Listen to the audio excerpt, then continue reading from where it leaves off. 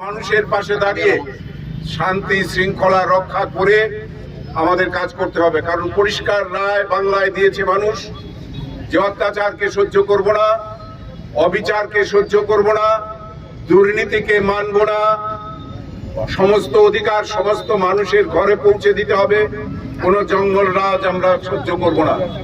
এই যে বিশাল ম্যান্ডেট, আজকে ত্রিপুরা রাজ্যের মানুষও ধর্মনগরের বিপুল জয়ের মধ্য দিয়ে আবারও আমাদের কাছে বার্তা পাঠিয়েছে। আজকে নরেন্দ্র মোদীজি নতুন করে প্রমাণ করে দিয়েছেন যে মানুষের পাশে থাকলে মানুষ বেইমানি করে না। বাংলার বুকে সেটাও প্রমাণ হয়েছে। অনেক কিছু শিক্ষণীয় আছে।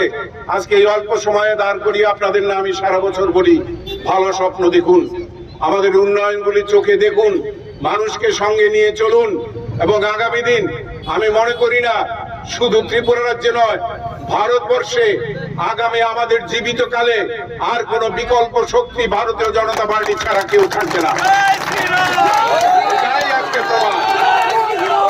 জয় শ্রীরাম।